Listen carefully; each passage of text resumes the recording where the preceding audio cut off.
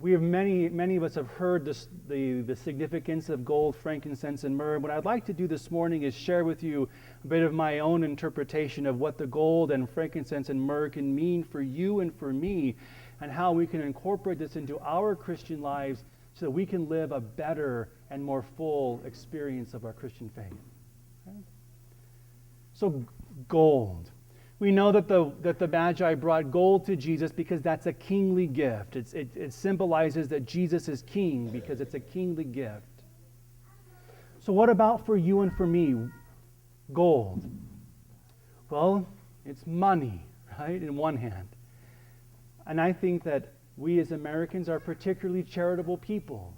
Well, I know that whenever there's an earthquake or a tornado or hurricane, our country is perhaps the most charitable in the world for helping people.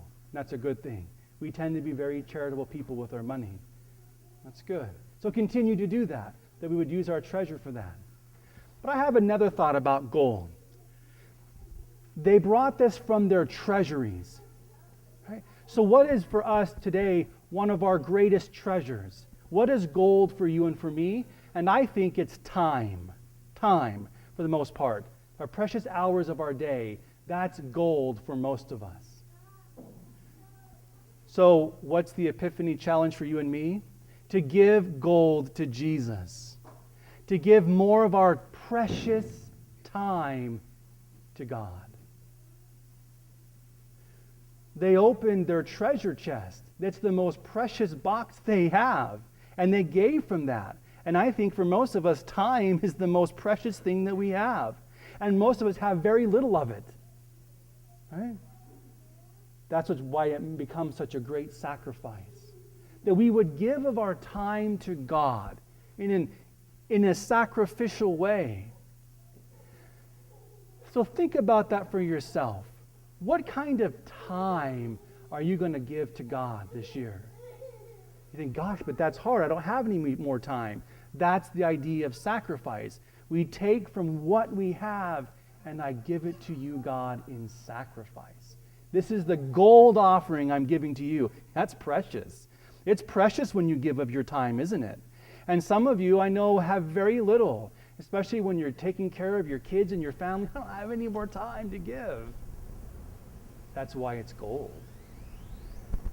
And Jesus receives that as a precious gift. To pray every day more than you are now, if you can. I want to give a simple example of how I am incorporating this into my life, of gaining back some time in my life to be able to give it more to Jesus. And it has to do with my cell phone. I didn't have a smartphone until I came to St. Augustine's. I didn't have Facebook till I came to St. Augustine's. I never texted until I came to St. Augustine's, but I got those things to be able to reach out to students more, and it's very helpful to do that. And I told myself, I'm not going to be like these young kids who get sucked into their cell phones and all that stuff. Well, who am I lying to? I've been sucked right in. Our culture is a culture that squeezes every ounce of time out of us, doesn't it? And not only that, but it's a culture that squeezes God out of our time, which makes the gold offering even harder. That's what a secular culture does, is it's God is your own private time, and then we have the secular time. I know that's a criticism, but it's what it is. So with me with my cell phone, I found myself losing control of my life. Here's what I mean by that. Before smartphone, BSP, before smartphone, there was lots of moments in the day where I was free to be with my own thoughts and use my brain in a very creative way. For example, standing in the line at Winco when there's 9,000 people in front of me. In the BSP day, I would stand there with my own thoughts and I would think. And I would watch people. And sometimes I would even pray. sometimes using God's name in vain. Just kidding.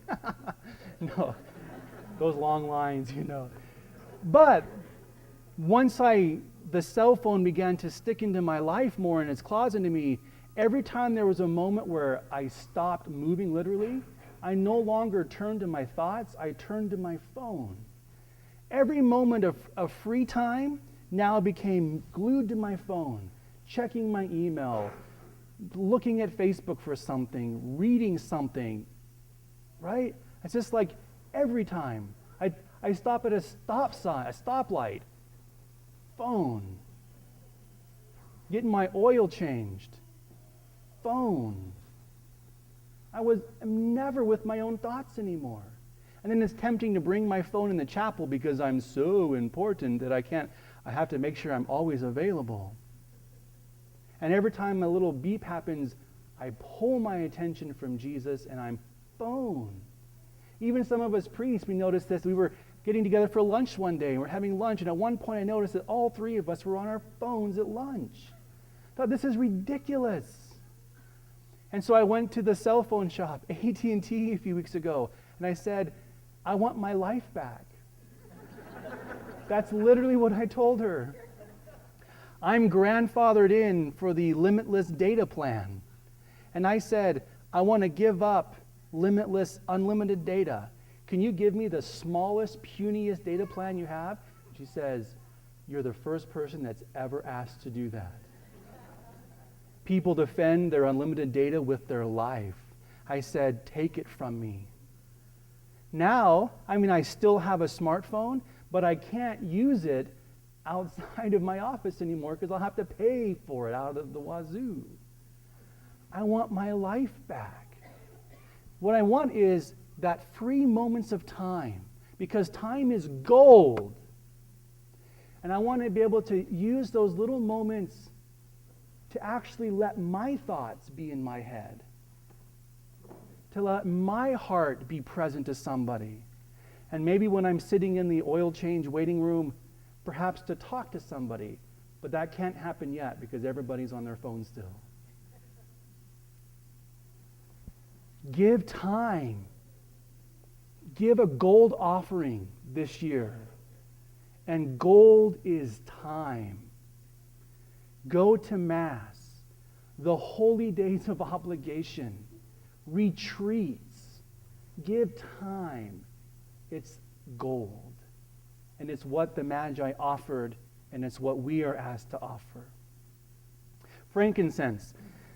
The Magi offered frankincense because that is symbolic of Jesus being divine. Incense was the offering for the gods. The Jews offered incense for God. The pagans offered incense. It was a religious offering. So frankincense has to do with religious offering and religious practice. So what about for you and for me? Religious practices. For us to be more religious with our life. I want to give some examples of religious practices.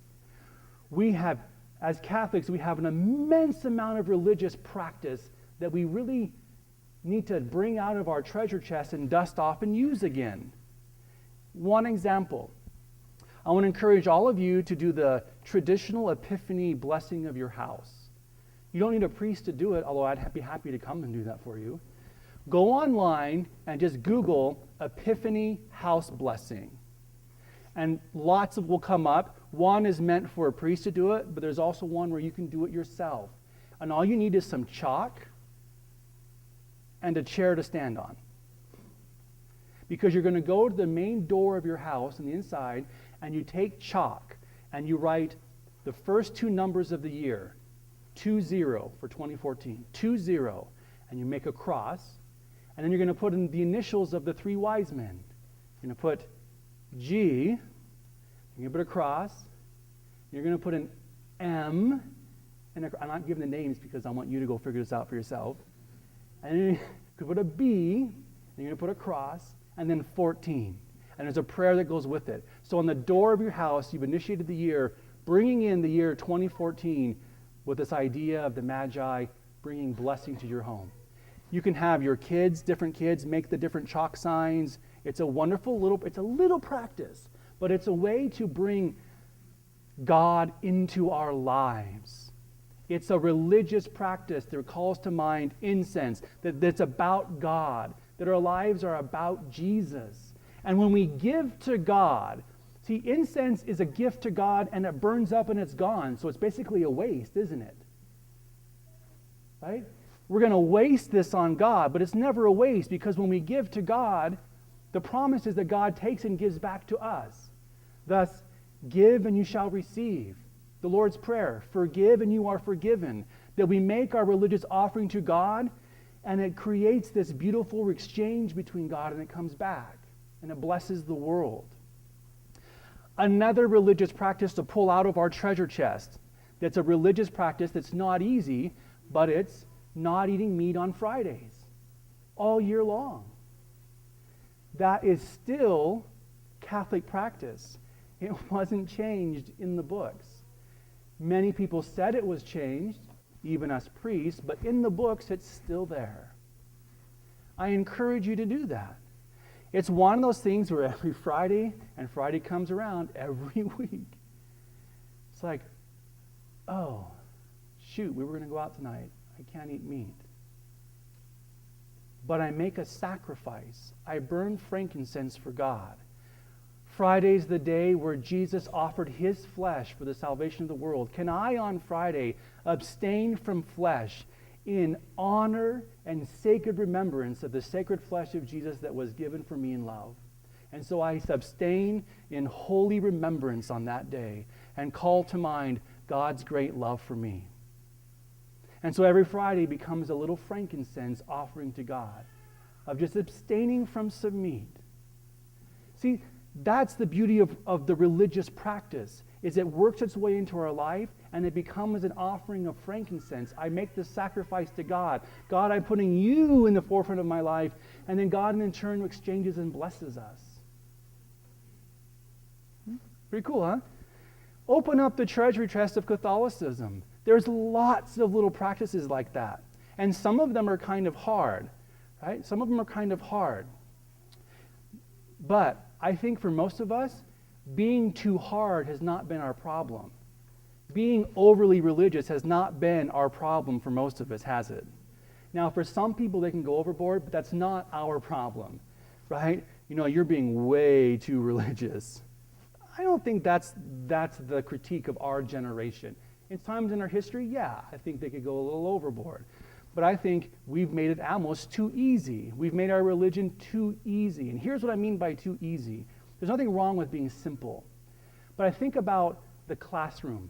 Think about who your favorite teachers and professors were in high school and college. Who was your favorite teacher, professor? The one that made it easy for you? The one that said, nah, don't worry about it. The one that didn't care too much about discipline, or whether you really learned it or didn't, just as long as you kind of got it? Was that your favorite teacher?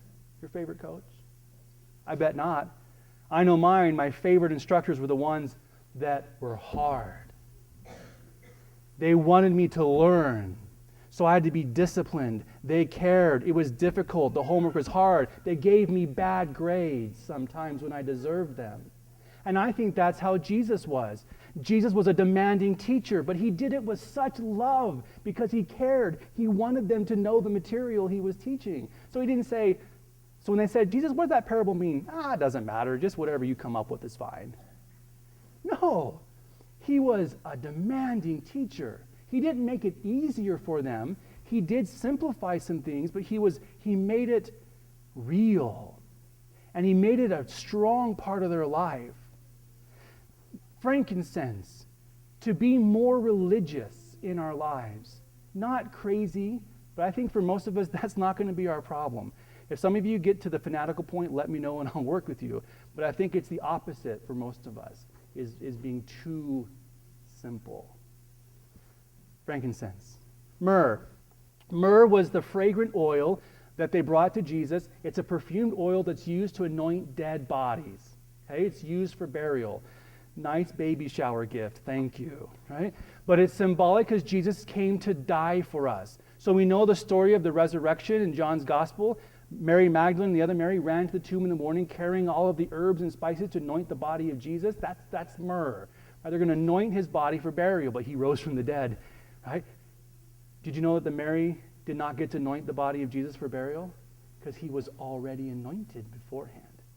That's a different story, right? So, myrrh has to do with death. What about for you and for me, myrrh? Jesus says, love one another as I have loved you. No one has greater love than to lay down his life, her life, for another, for a friend. Love then is dying to self.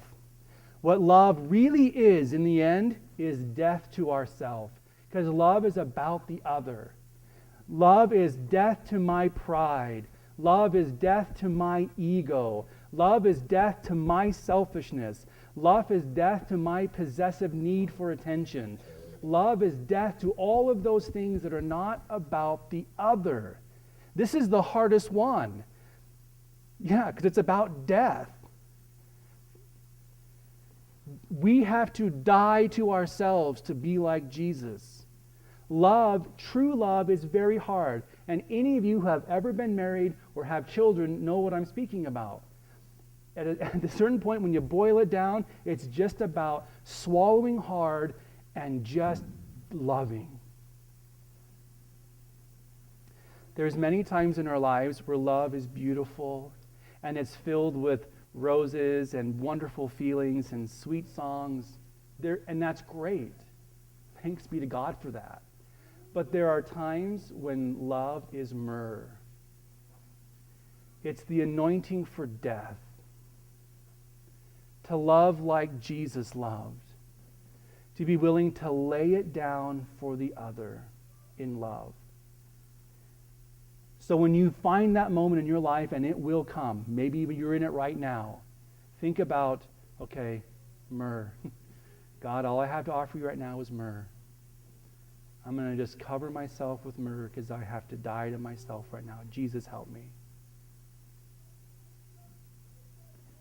I wish you a blessed year and a wonderful Epiphany. Gold, give lots of it. Frankincense, burn it often. Myrrh, use it as needed.